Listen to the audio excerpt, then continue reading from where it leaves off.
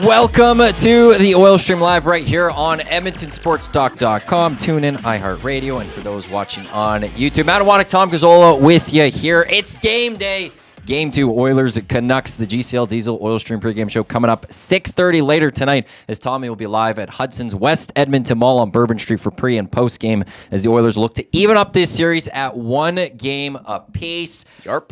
Tommy, how are you this afternoon? I'm a great good. hangout today. Now we get to talk some Oilers for an hour. Yeah, that's going to be great. That was a fun hangout. We went, it was a very Friday hangout, I feel like. Yeah, and it was also like, I just didn't even get to the one thing I wanted to get to on that show all week. I didn't talk about it. Whatever. Do it here. No, Alphonso Davies, great goal for Bayern Munich against Real Madrid this week. Nice. You have no idea how big of a deal it is that an Edmontonian scored at the Bernabeu for Real Madrid against Real Madrid today or this week in the Champions League semifinal. It was a beautiful goal too. I haven't talked about it on Hangout all week, and I'm very disappointed in myself. But I got a chance to do some housekeeping with EST out there, mentioning that we got a couple announcements next week. Yes. We talked about the Birdie Booze launch. Yes. That's tomorrow. You and I are going over to Strathcona Spirits right after this. We'll go after this. Yeah. Birch and Beer Pizza Garden, 119th Jasper Ave. Get your tickets now. Check out the EST socials because limited number of tickets. If they sell out and you show up tomorrow, you won't be able to get in. Morgan just came up to pick up kind of easy trivia prizes as well as a hat. He's got his tickets for tomorrow. Yeah, he got a T-shirt too. He got it. Some decals. So, get your tickets now if you want to try the Birdie Booze. Schmitty from Strathcona Spirit, he threw out the idea of the EST Birdie Bomb. Shot of Birdie Booze dropped in a 6 o'clock lager. I know that's been thrown out there before. I asked if he's tried it yet. He said no because he's got too much work to do, but tomorrow. Which I think we all have to try it at some point. See how it goes. If we get some nasties in on the sampling of the quote-unquote Birdie Bomb and then get their opinion on it to say yay or nay, I think that would be a good team effort. I'm intrigued to see how that tastes. Me too. I think it Could be be really great. good. Could be Not so great. Good. We'll find out. We all did a shot at Hudson's. I don't even know. Was that the Boosh Bomb? That was the Boosh Bomb, the Boosh I Bomb. believe. That was good. Orange and blue was tasty. I know Zach said, how do we do this? You were drink learning. it. Well, one person was telling me to pour the shot into it, and I was not a like, drop shot. "Wow, That's not as fun. that's a No, that's you a drop just pound shot." it back. And it went down smooth. It was nice. It was flavorful. So I'm fascinated to see how Birdie Booze goes with 6 o'clock lager for the EST Birdie Bomb. Birdie Bomb. That's what we're going with. So that's happening tomorrow. Also, we have a VIP qualifying opportunity for the Great Outdoors Comedy Festival in this hour here on the Oil Streamer Live in the Popeyes Louisiana Kitchen studio here on the west end of Edmonton. What's funny? I'm looking at the nasty chat right now. Duck Dad gotta says, get in will there. Tom and Matt get along this show? No is at minus 175 at Cool Bet. I like that. My computer's now there. We were good on the Hangout today. I think so. I think we're fine. We didn't have an issue on the Hangout today. But I'm maybe not going to lie to you. good on the Hangout. I spent a lot of time on Instagram during the Hangout. I don't know why. I'm coming clean here. Because you know why? Especially today's Hangout, it was just a very casual conversation where it doesn't require that much thought always. And you It was could do- good. It was very much what the design of that show is, which is imagine you're just sitting around talking with your buddies. And when you're sitting around talking with your buddies, you can have a conversation while you're on your phone doing stuff. I was doing stuff. Yesterday, me, you, Gager, Trev, and Zach just sat around here after two guys for an hour and a half just talking. Having two hoots. Don't give a hoot. Give two hoots. No, just give two. Don't give a hoot. Give two. Two hoots. Anyway. But we're people are on their phones here and now. We're doing all sorts of different things. But I was also in the inbox quite a bit too. right. But no, you don't Talking have to to, people. I'm just saying, it's a very chill show. Yep. That if over this next hour you're going to just be on Instagram, No, that's we're probably an issue. we're gonna do some updating But here. Hangout, that's what it's designed for. That's the beauty of the I Hangout. love that. I love that. We're all over the place when it comes to that. So yeah, I don't think there's going to be issues between Tommy and I today. No, we're good. But we'll see.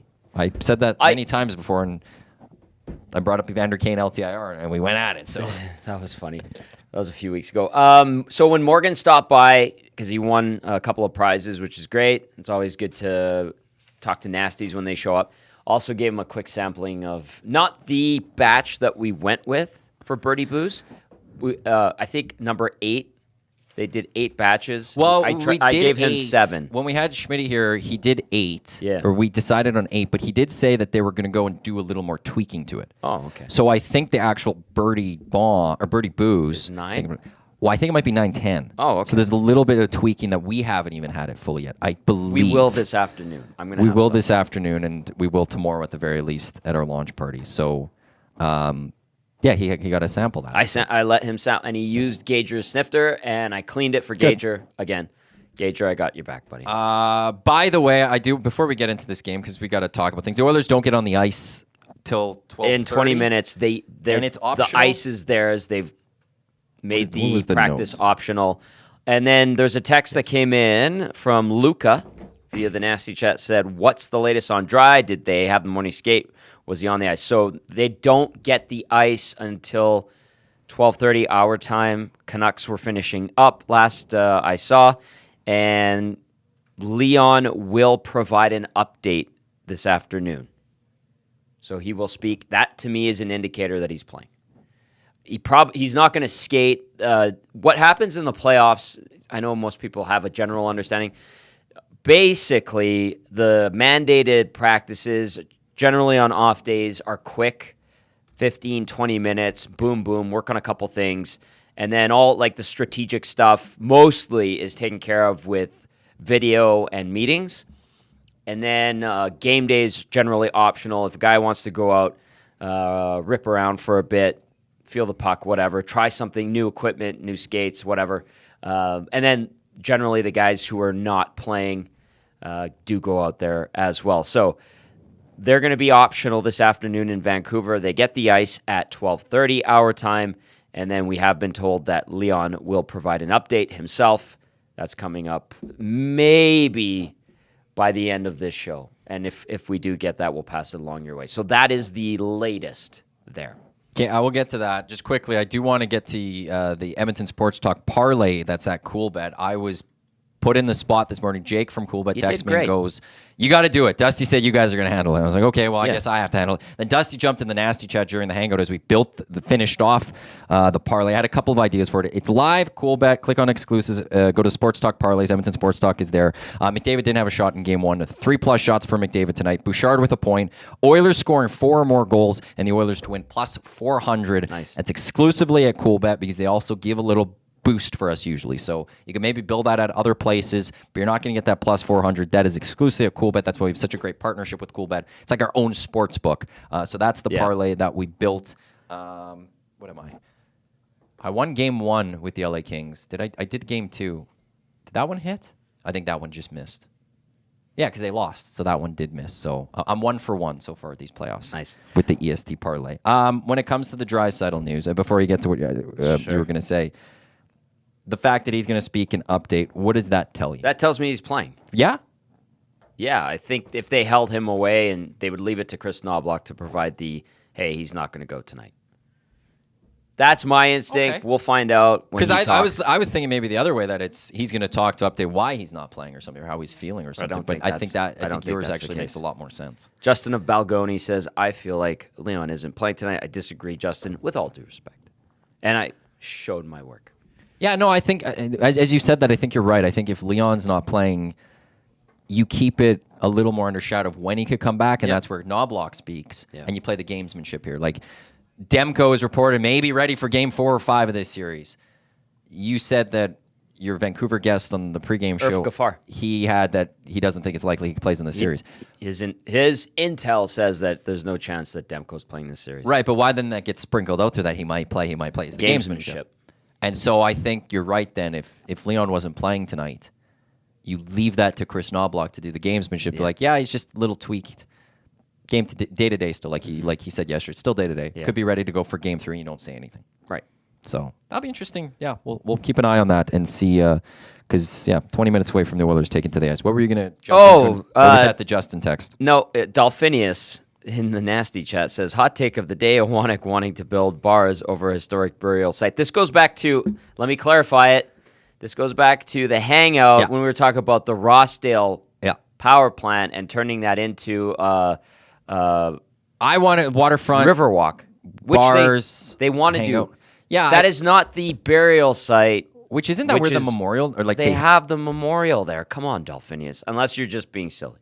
Well, I know that is a burial site and stuff. Clarify. No, you're not. But I don't think as you get closer to the actual River Valley part of it, where the Rossdale plant is the burial site. Now, look, if it is fully at all a burial site, then that's going to bring into question the ethics of whether you do that or not. But I don't believe it is. No, and listen, when we're just saying it would be great to develop that part of the River Valley. I think it would add another layer to the downtown. And River Valley's great. It's beautiful and it just connected can't to be the River Valley it can't trail be system. It's not accessible enough Right. for other things, unless you do the Lieutenant Eric walk. It's like the Peterman reality tour, except the Edmonton version.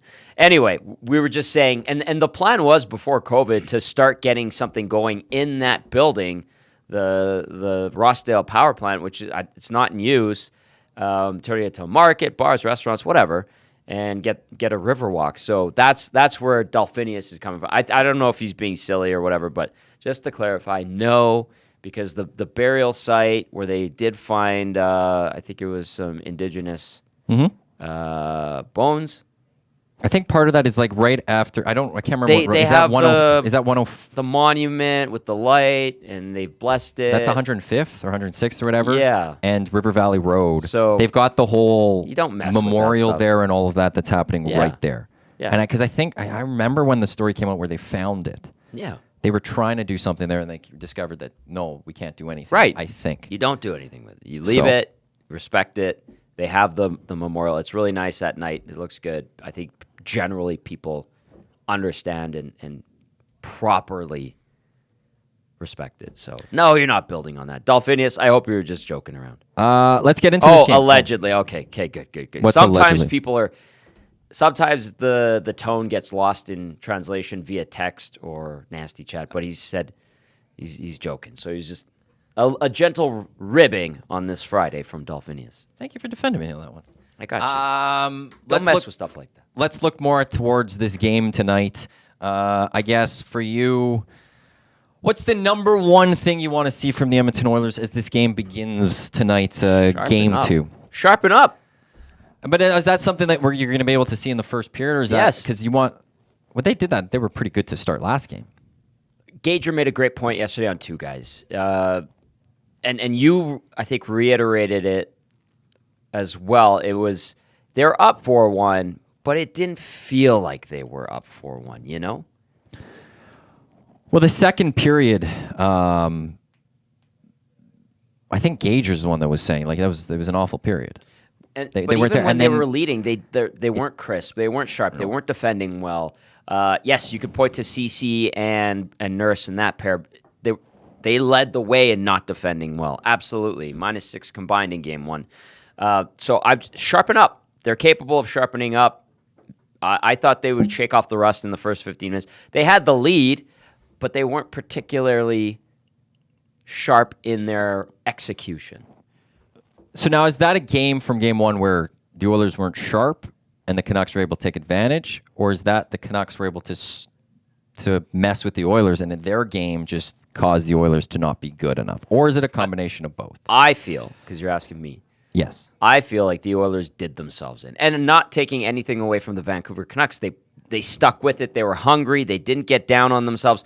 If that fifth goal had gone in with the Nugent Hopkins hitting the post on the shot where Shelov's was looking the wrong way, I think that would have been a dagger for sure. But it didn't happen, and Vancouver stayed hungry. Edmonton's defensive spottiness, sloppiness, whatever you want to describe it as, on top of Stuart Skinner's inability to make that save when you needed it. I know he stopped the breakaway. I know he had the great save on Elias Lindholm, but 3 of those goals, I stand by it, did not like. I think he should have had, especially the Connor Garland one. That was Edmonton's downfall. And so credit to Vancouver for staying with it, not getting down, chipping away. They realized that Edmonton left the opening there for them, and they took advantage of it. And they exposed it and blew it right open. And then that's where, like, anyone thinking this was going to be an easy series for the Oilers, you weren't paying attention what the Canucks did this year. That's a good hockey team. And if you open up the door for them, they will take advantage, and they will find a way to beat you. They did. And so they did that. I'm loving this. The couple of comments in the nasty chat and the Paris Jewelers inbox, 780-218-9999. Rip City Steph going, I think no one in Vancouver is yelling shoot, so the Oilers just forgot to, which I find that very funny. T-Man finished their freaking checks. Brandon, let's clean up the D zone and keep the pedal down. Oilers cannot and have not ever been a sit-back team.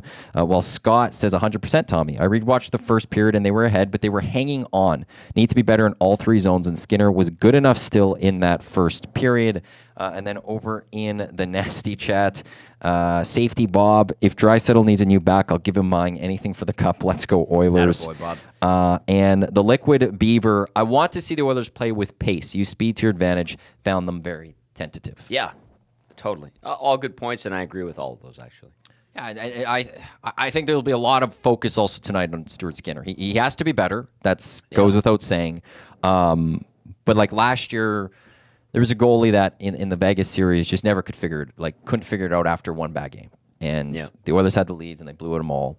But this year through the regular season and through the Kings series, he always stepped up. And they had a loss in Game 2 against the Kings, but he bounced back for 3 good performances after that. Game 4 we all go back to, and he has arrived. While the Kings didn't have the most, the greatest chances, people will say the Oilers have better chances than not. He didn't let the goal in. Right. He didn't let that one goal in. And he had a rough Game 1. Is he now going to allow that to impact him, or is he going to be able to settle in and be better for Game 2 and forget about Game 1? I would like to think it is the latter there. I always forget former latter. I think I'm right on that one, the latter. The latter is the last thing you said. Yeah. Former is the first thing you said. Correct. Right? So I would like to think it's the latter.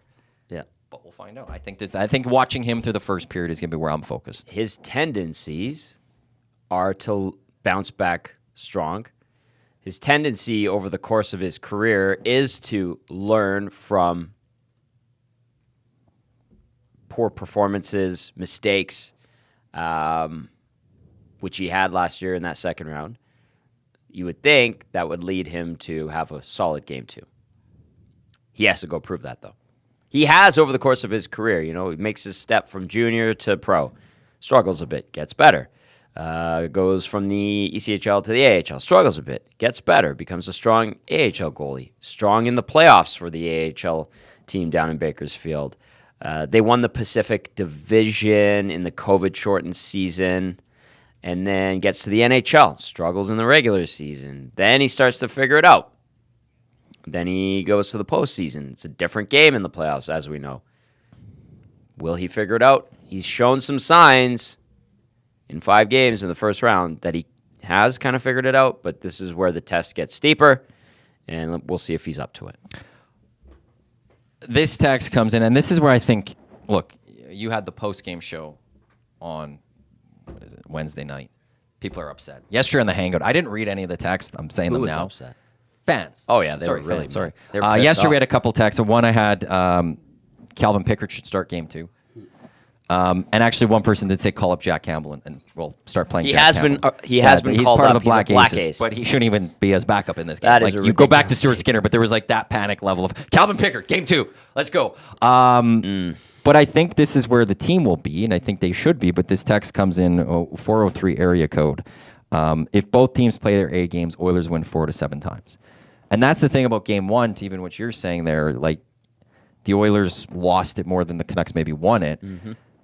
The Oilers didn't play a great game, but they were still up 4-1. Yep. And they could be up 1-0 in this series if they just played an extra 5 minutes. Like they didn't even have to play a full 60 in that one. If they just had a better last 5 minutes of the game, they're walking away with a victory. Yep. That they have to be looking at themselves going, we blew it in Game 1, but if we go out and don't have that happen again and we just play our game, we are going to beat this Canucks team and we're going to the Western Conference Finals. We just have to actually play our game.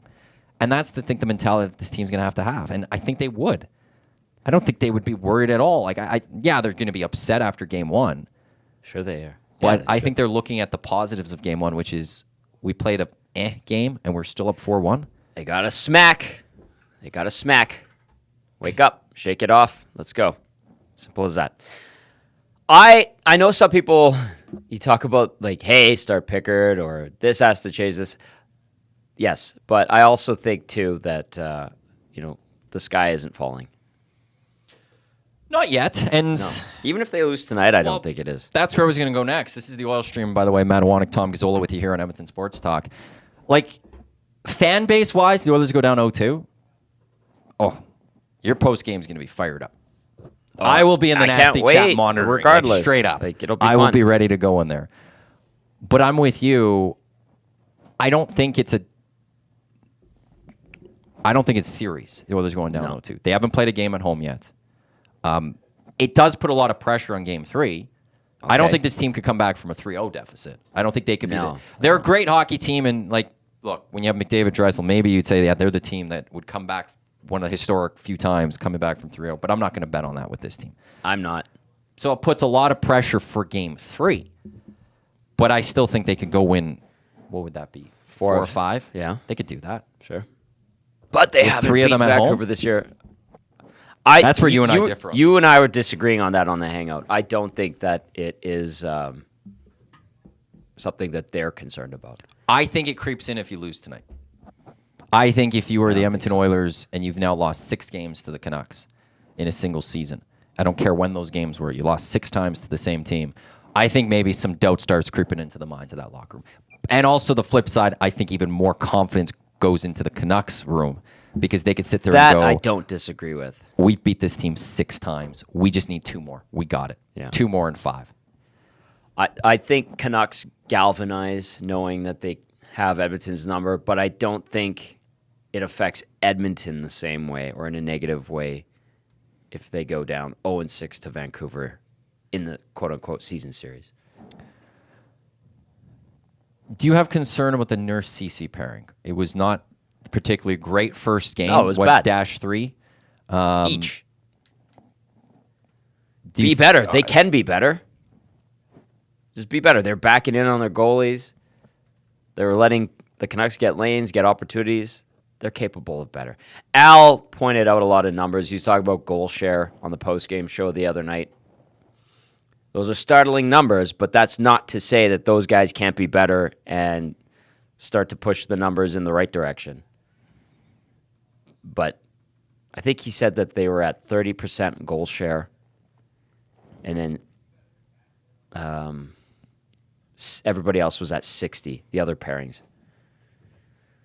They can be better. They need to be better. Simple as that. It's not like you're going to go get different defensemen right now. They clearly don't want to put Troy Stetcher in the lineup. He's a last resort. Better, be better. Better, be better. That's how it goes. It's that easy. They'll show them video. They'll give them examples. Those two will feel shame as they should. Now go and be veteran NHL players and step it up because that was not acceptable the other night. Simple as that. This won't shock some people, but I've focused a little bit on the negatives from Game 1. The positive I will say, too, though, going into this is, they blew Game 1. If the Oilers go win tonight, you did your job. What do you want when you go on the road for the 2? Get the split. You want the split. That's the goal. That's the situation. If you could come back home with the split, you've put the pressure on the other team. You'll put the pressure on the Canucks because now they got to come to Edmonton and try to get the split themselves. And that's where the Oilers we could sit here and if the Oilers win tonight, go tomorrow on Hello Hockey, you guys would be like, people will be like, but the Oilers could be up 2-0.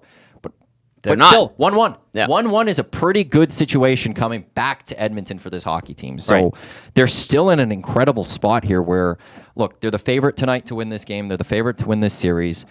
I think there's a lot to still be optimistic about if you're an Edmonton Oilers fan with this team. And we'll see how this plays out fully in tonight's game. Skinner's got to be better. Nurse Ceci have got to be better. Simple. I expect McDavid to also just be firing tonight. First time in his career, he had no shots. It's one of the reasons why, I didn't need to go points. I didn't need to go goals or anything like that for the EST parlay with CoolBet. I just needed to put McDavid shots because you know that guy is coming out tonight, ready to go. Yeah, he's not wanting a repeat of Game 1 with his performance. He's going to carry this team. He's going to lead this team tonight. I would fully expect that.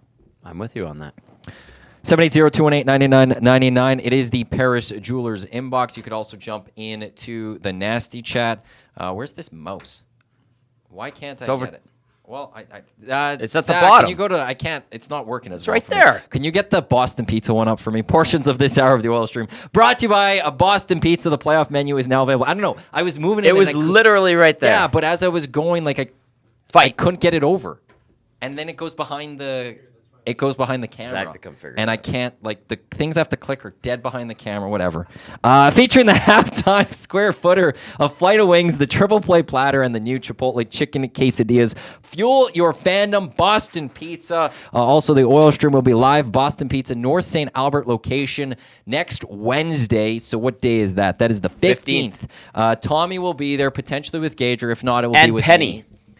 And how's that going to work? My parents live right by there. They're not bringing the dog. They're bringing the dog. Is it allowed in Boston Pizza? I don't know. Listen, I don't know. I don't know if Penny would She'll be be there allowed later. inside. I'm taking Penny next Wednesday. I'm very excited about this. Sorry to disrupt. Yeah, no, that's fine. I'm just people could come see your dog potentially. She's awesome. Come see Penny next Wednesday, The best. noon to 1 for the Oil Stream. Like I said, either Gager's going to be by with Tommy or I'll be by with you. With dogs, though, if you come to Gager's coming. Is it for sure? That's what he said. I know, but You should come too. We'll have a great time. The only problem is that I got work to do here, and that's what makes it tough. I You know guess what? I could just You bring do my you. laptop. Just come on down. I also don't know what's happening with Lock Shop next week. I think I might have to be on the Lock Shop one day next week. I don't think I don't think I'd have to do the Wednesday because usually P. Gregor would come on a Wednesday because they set up golf.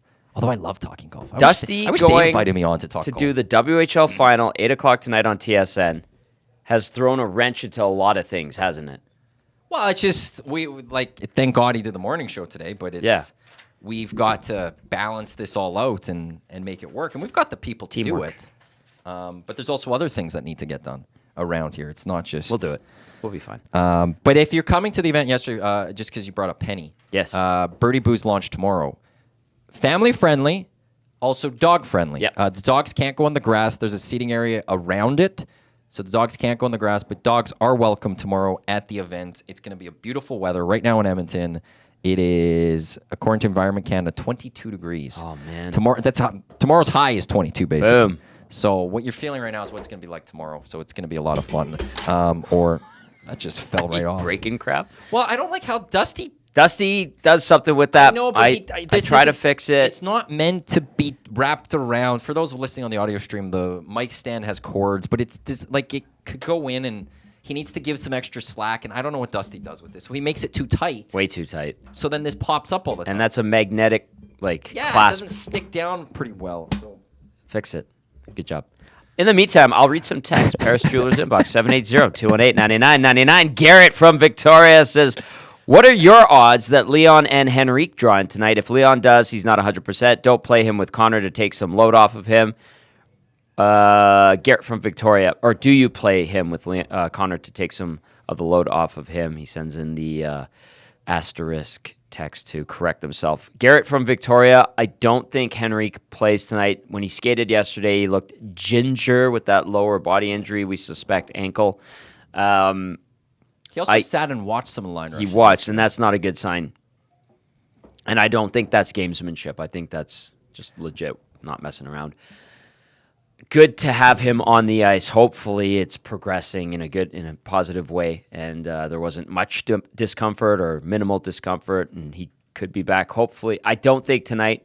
Maybe by Sunday, next week. They need him. The more, the better. Obviously, he's an important piece in the top six. Draisaitl, I think, is playing. We're going to get an update from him shortly. The Oilers do have the ice now in Vancouver. It is an optional skate. Stacking up McDavid and Draisaitl to take some of the burden off of him. I don't think, knowing Leon, he would want that. I think that would be disruptive to the lines. I think Leon would probably want to battle through. However, we will likely see, depending on the situation in the game, Draisaitl and McDavid together at times, especially if they're behind. If they're up comfortably, I think, they stay with their four lines. One thing I would like to see, and I'm not a coaching expert, but I was a little bit surprised by the other night, was the reluctance to get Mattias Iwanyk off the top line quickly. It wasn't working, didn't work the entire game. And then when the game was on the line, whether it was Edmonton only up by one or being tied, coughing it up, and eventually losing, that the bench didn't get shortened even more. I would have shortened the bench. Because sometimes you just, even when you're up, you need to shorten the bench and go to your guys that you can rely on to be sound defensively and not take any risks, especially the guys who are going. Like, you could tell when you've got passengers and drivers.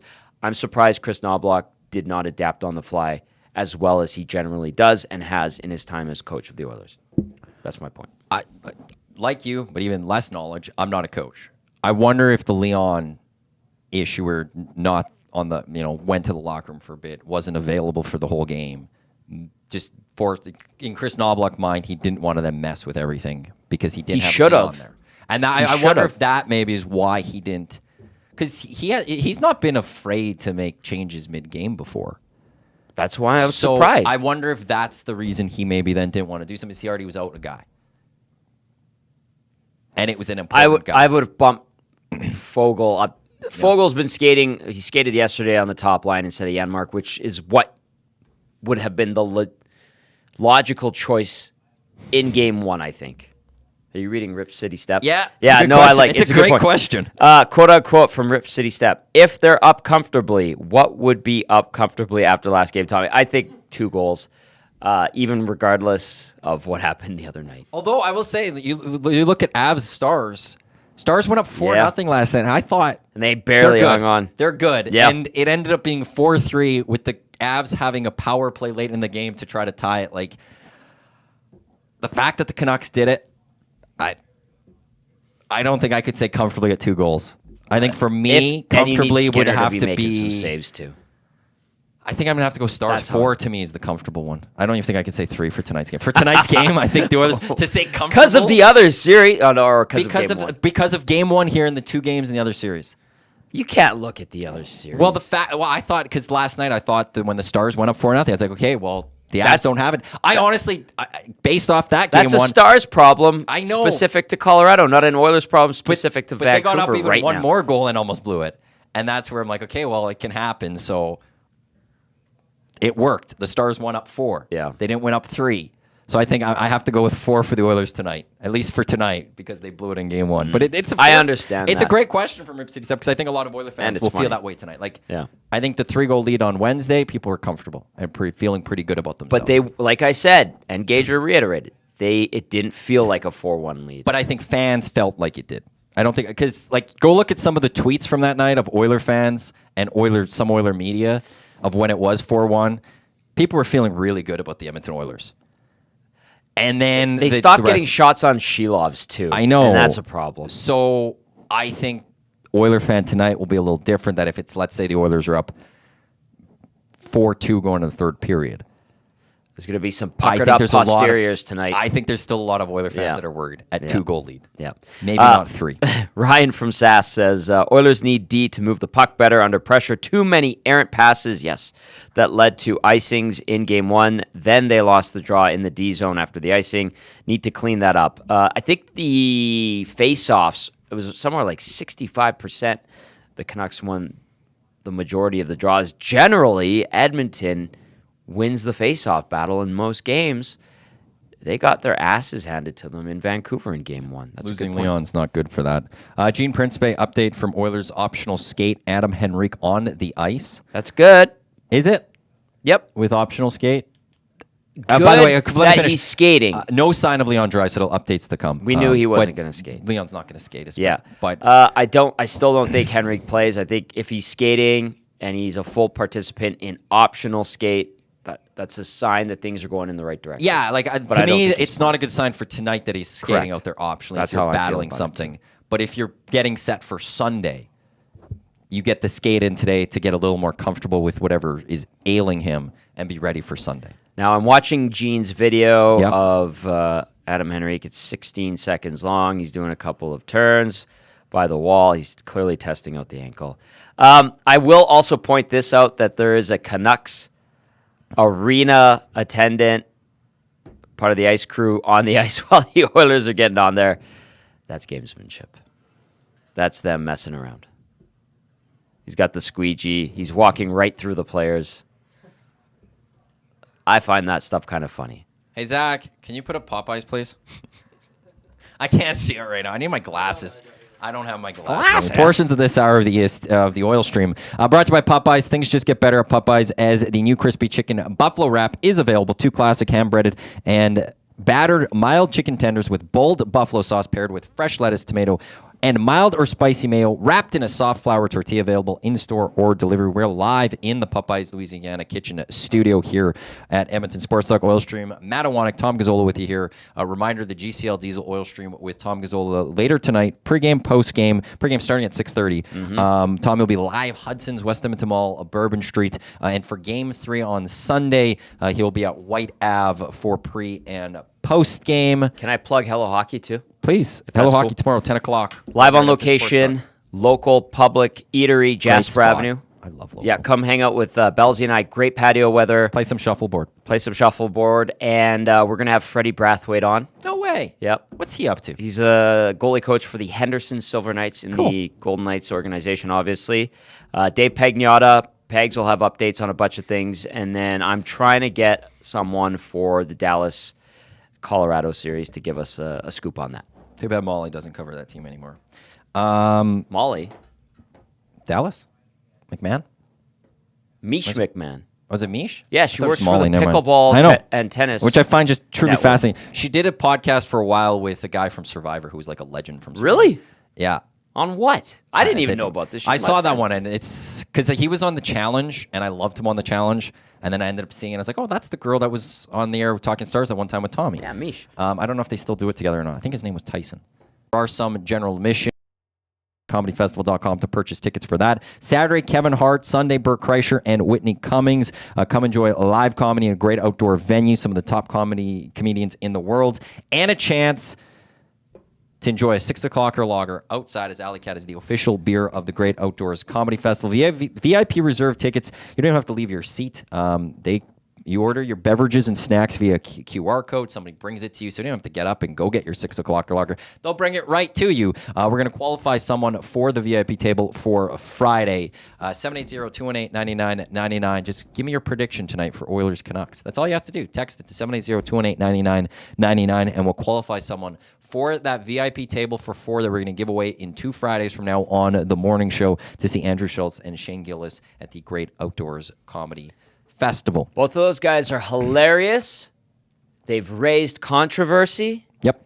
And I enjoy their humor. That's comedy, baby. That is comedy. That's a good point. Jerry Seinfeld last week got shredded a little bit for his opinion on where things are at, well, in that environment and how we collectively perceive comedy now. Well, he said that Seinfeld wouldn't be able to air today. Too politically incorrect. But he's wrong. I've never seen it, but a lot of people pointed out It's Always Sunny in Philadelphia. That show is way over the line, and it's phenomenal. It's proof that it works. Yes. I've watched South Park for many years. That's another show that proves that you could still be offside with Was your Seinfeld just trying to make a point, though? Yeah. And using his vehicle, that being Seinfeld, the show. Also, Curb Your Enthusiasm is still doing it. Or was still doing it. It was phenomenal. But that's Larry David is just like Jerry. Breaking news from Gene Principe. Hey there. Leon Draisaitl, game time decision. Shocking. That's the tweet. He's a game time decision. So that's the latest. That boy going to play. We'll find out at game time whether Leon is going to play. If he speaks within the next 20 minutes and we get the audio, we'll play it for you. I don't like our chances for that one necessarily, but you know where you'll be able to hear Leon speaking? The GCL Diesel Oil Stream pregame show later tonight as Tom Gazzola and Matt Cassian and YTT and YouTube Trev. They'll have it for you. They'll play it for you. You just have to wait till then. Edmonton Sports Talk will have you covered. That's a promise. For that. I do have to get to this because Jasmine texted in.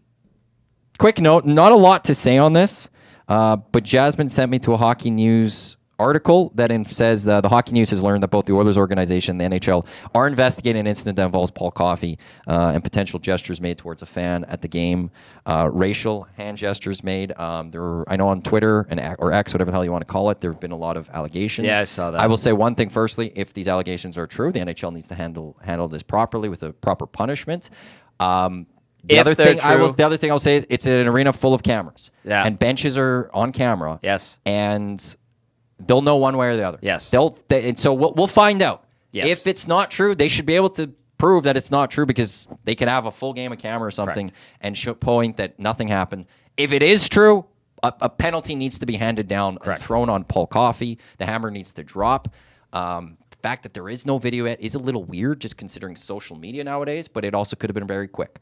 But the Hockey News has learned that both the Oilers and the NHL are investigating this incident. I don't have much else to say beyond that outside of we'll know whether it's true or not. And if it is true, a hammer needs to be dropped. If it isn't true, then the people that started this, okay. Yeah. As sometimes social media. Let it run its course. Due diligence needs to be 100%. put into place, and then we'll see where it goes. Also, I saw some people asking about Evander Kane in the locker room the other night. I don't know. All I was told was it did get heated in the locker room, but not specific players or anything like that. And that's after they blew a lead. So I will say, I was surprised. I would not. I'd actually be upset a little bit if the team didn't have emotion after that loss. I was told it got heated in the locker room. I would be pissed off too, and I would expect there to be yelling. Great teams sometimes have issues in the locker room at times, air it out. especially moments. Dave Jamieson would tell stories of Don Matthews at one point where one player was mad at the rest of the team and said, you guys need, I forgot which players it was. Jam was the best telling his stories. But he told everyone else, to the rest of his teammates, that like you need to be as good as me or something. And then tables got flipped and there was a big brawl. And JMO was supposed to open up the doors for the media. And he went to Don Matthews and was like, what do I do? And Don Matthews was like, open the door. And JMO opened the door and in came the Edmonton media, like Joanne Ireland and them, as the Elks players, Eskimos at the time, were fighting with each other. Yeah. So it could be something. It could be nothing. I will say when you blow a 4-1 lead in game one against a rival, a division rival, there should be some emotion. There should be some frustration. Hell yeah. And that's not a bad thing. That's where I'll go with that one. Get it out, man. Don't let that stuff linger and get built up, because that's usually when it becomes even more of a problem, whether it's down the road or whatever. But what's wrong with keeping everyone accountable? Nothing. Not especially this time of year. Get it out there. Figure it out as a team. So, yeah. And the reality is there are teams that go win stuff that don't like each other. Oh, yeah. It doesn't matter. Like you got a room of 20-some guys. In football, you have even more. You're not all going to like each other. No. All that matters is can you go out and produce together and win hockey games. And right now the Oilers have done that this year. We'll see if they can do it tonight in game 2. Rob texting in says, hey, guys, big question of the day is who's running the Smash Twitter? Did we have a Smash Twitter? Just Smash Twitter. It's the For Pelican, the Pelican from Birdie Booze. Yeah, somebody's taken the handle. Pardon me. Somebody's taken the handle of Smash on Twitter. That's a handle that's been available? tweeting. I would've Yeah, figured it well, was I there. don't think just straight up Smash. No, because that the Smash Pelican. is owned by Ashley Riley with no picture and only 4 followers as of April 2009. Sick. No, I saw it pop Does up in anyone a have the couple of the Twitter handle? comments. Rob, what's the Twitter handle? Yeah. Send it to us so I can look at this. I have no idea who. It's the same as I had the Ice District tree. Yeah. That was given to me, gifted to me. And then somebody started an account, the Ice District tree, and I still don't know who it is. And it's alive at your parents' place, right? At my parents' place, at their lot out of town, yeah. Nice. Half the tree doesn't grow. Half it does, legitimately. But it does still grow. But there is a Twitter account for it, and I honestly don't know who it is. I thought it was a few people, and I went and talked to those people, and they didn't do it. So I have no idea who that one is. So Smash, I have no idea. But I'd love to see this Twitter account. We need more of those. Vera Montenegro, Smash is hilarious. Well, send us what it is. Somebody. Get it to us. Okay. Anything else on this game? Because there's one other thing I want to talk about quickly. Go but for if there's it. nothing else. Leon has spoken. Do we have it? Yeah. Okay, so we'll have it in the next 5 minutes. And Evander Kane has go with also that. spoken. We'll probably just have Leon in this one.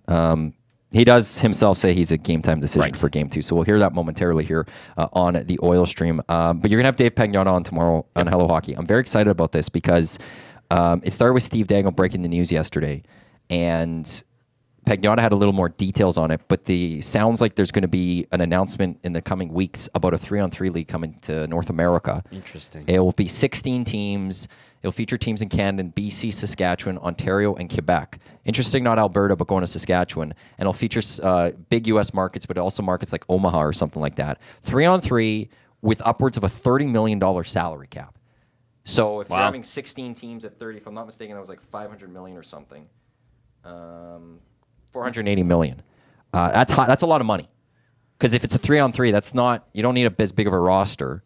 That's some heavy money that is coming. I'm fascinated by this story because That's financial backing behind this. That's not just some small thing that's coming together. If you're saying we've got $500 million to start with this, where is this coming from? And are we seeing a potential situation, weirdly enough, of Saudi money type thing? Like, it just makes me think of Live Golf.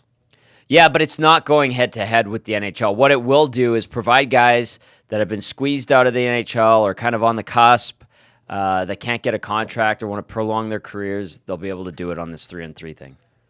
That's what I'm thinking. $30 million's a lot. They're not going to pluck guys from the NHL. What they're going to do is get the crumbs, for a lack of a better term. I'm not trying to disparage. No, but it's how much are they going to pay the highest player or something? Is there a percentage of the cap that can be allocated to one guy? And that's what I'm fascinated all about it. But if they can go give some, let's say a solid third liner, $5 million, that isn't going to get $5 million in the NHL. You're losing some depth in the National Hockey League. Yeah, but the NHL's already done that to itself with the way it's handled the cap and the frozen cap. And there's no way you're going to be able to play both. No. The NHL won't allow it. No team's going to sign someone that's going to play both. I'm fascinated to see where the money's coming from. I'm fascinated to see what players they could try to get. Yeah. And where this goes from here. What it might do, this listen, we're just learning about this. All the details are relatively basically everything I said is all the details. Yeah. What it makes me think of, though, is guys that might be on the cusp of hopping over to Europe because they got pinched out of the NHL or might be at the tail end of their careers, going this route instead. It'll also provide an opportunity for some of the flashier players that don't necessarily have the full 200-foot game to play. A Linus Omark style player? Yeah, guys like that. Robbie Schremp that don't necessarily have the 200-foot game to stay in the NHL or even struggle maybe in the AHL. An opportunity to make big money in a different style of hockey and go that route, which is great. That's cool. This is neat. I find this very neat. I don't think it's going to be a threat to the National Hockey League. I think depends where the money's coming from. You know where the money's coming from. If it's Saudi money, yes, they're not going to settle for third liners. They're not going to be able to get superstars. If they can offer that guy who's only going to get $6 million in the NHL, $7 million in the NHL, $10 million, those guys are turning it down. You want to know why? Why? It's new, and it's not the NHL. Live Golf is new. It's not the PGA Tour. Yeah, but these guys aren't getting offered $150 million. I know. I'm still going to be skeptical a little bit right now, depending where the money. If it's the Saudis, I don't know what they're going to do. So that's why I like. I don't think it's going to be the same. I'm very fascinated by all this. Before we get to Leon Zach Draisaitl, has something to say. Well, Smash 2023 on Twitter is what it is. 23. 2023. I have no idea why it's not 2024.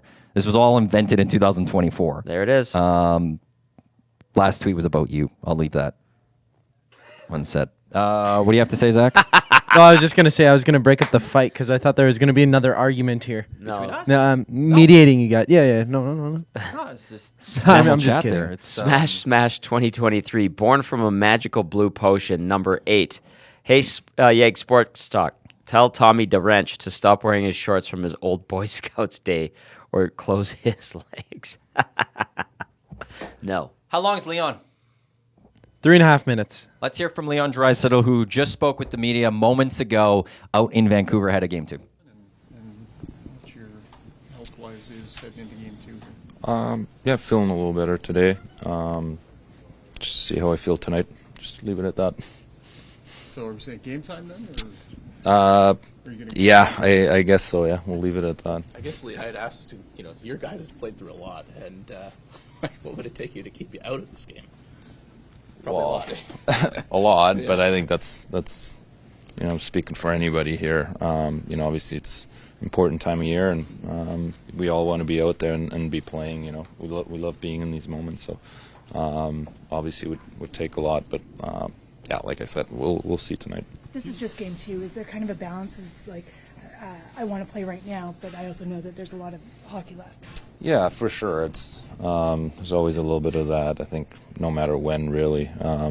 At the end of the day, it's my body, and that's most important, right? So, yeah, just be smart about it, and take good care of it. You do so much for this team, power play, penalty kill, face-offs, 5-on-5. Like, you play in all situations. Is this a situation where you can still play in all situations, or a situation where you may have to come back on? I'm just gonna leave it at what I left it as. I'm not gonna get any deeper into this. we'll see how I feel tonight and make a decision then. Our cameras and producers have been searching the tape for when you got hurt. Was it a big play, a small play, a little play? What can you tell us? It's certainly not a big play, because otherwise anyone saw it would have seen it. But again, man, I'm repetitive. I'll leave it. I'll leave it at that for now. Yeah, I'll leave it at that. Yeah, when you think of the way your team played in that first game, how far is that from what you would characterize as your guys' best game? How much room is there? Yeah, there's lots of room for improvement, I think. I thought we had spurts where we were okay. Maybe early on was probably our best little time of the game, but I think we all have a lot more. We know that. They're a good team over there, of course. They make it hard on you, but there's a lot more for us as a group. Can you pinpoint kind of why it got away from you guys in that game? I know you're playing a good team, but I don't know if we maybe lost control of the game a little bit and just played on our heels a little bit too much. Those are moments that are obviously crucial in games like that. But I thought maybe we were just on our heels a little bit too much. Does it kind of signify the importance of when you got a team down like this, you got to kind of put them away, you got to step on that throat? Yeah, for sure. That's the killer instinct that we talk about, and obviously work on during the regular season. So something that we've done a pretty good job of this year for the most part, but obviously got away from us a little bit last game. How would you say you guys are reacting to adversity as it comes at you this year? Because you've learned some lessons in years past. Does it feel a little different when this comes at you now? Yeah, I think our group's always been really good with adversity. I think we've always been good at responding to poor efforts or maybe a game that hasn't gone our way. So obviously looking to do that tonight. And there's Leon Draisaitl. Tommy? He's playing. That's the nasty chat. Duck Dad. Oh, this went away. He's playing. You can see it in his eyes. Luca, he doesn't have a poker face. Carcinogenic. He will play and be a target. Yeah, Sure, whatever. That'll be something he'll have to deal with. There's no question about that. We saw that against the LA Kings and stuff like that. But He's playing. And quite frankly, when Leon plays, is hurt. He plays better sometimes. Angry Leon. Good angry Leon.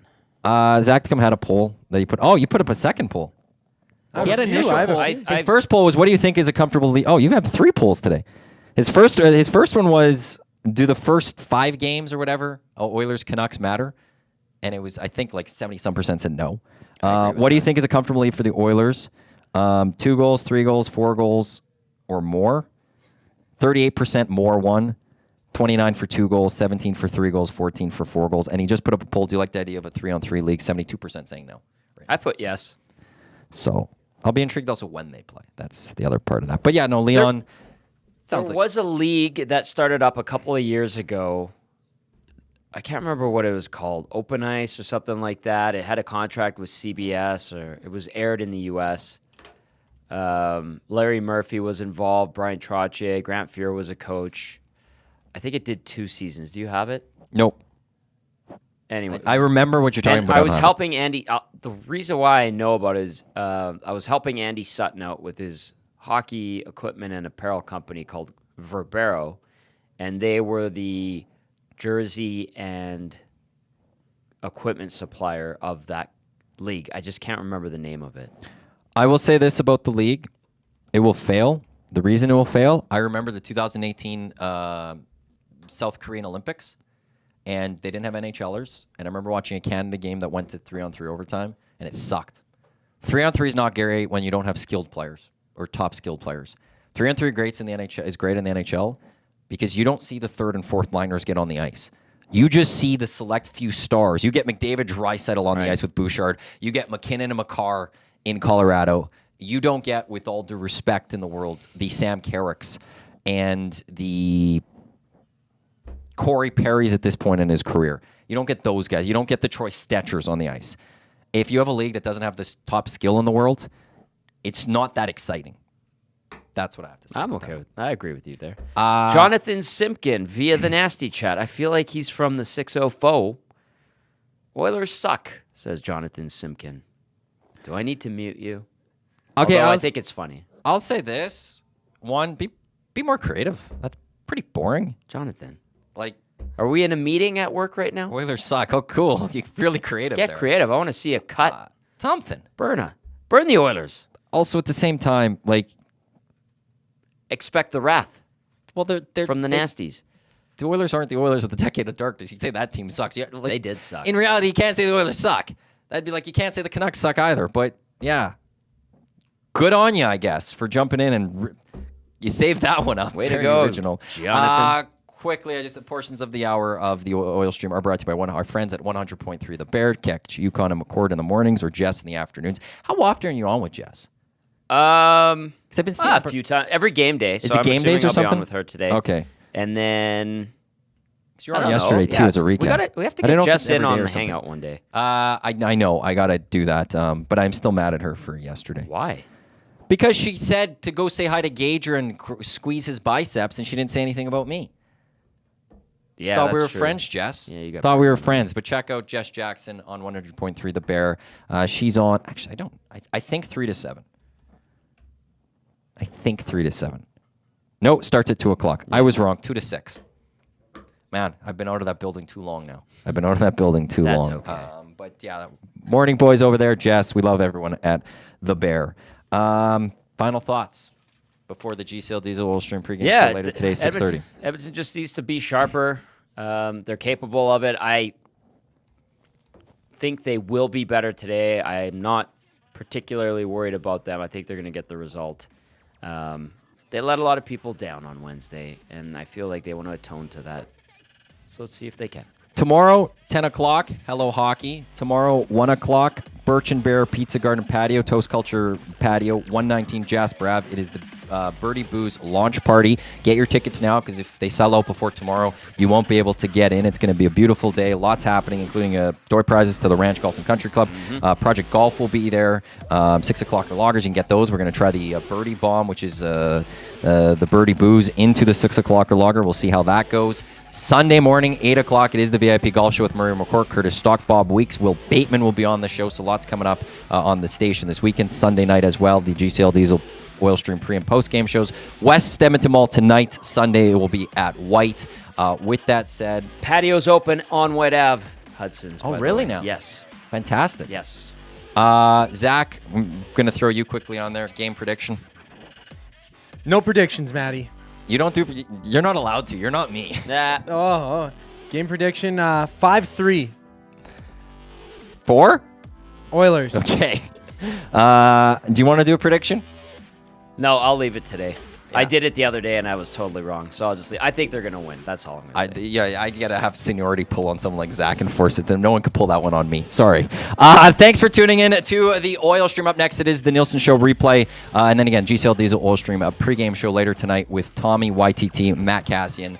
On behalf of Zach, Tommy, I'm Matt. Thanks for tuning in to the Oil Stream today. Enjoy the game tonight. Enjoy the weekend. Hopefully, we'll see you at the Birdie Booze launch tomorrow. Otherwise, have a great weekend. And happy Mother's Day to all the mothers out there from everyone here at Edmonton Sports Talk.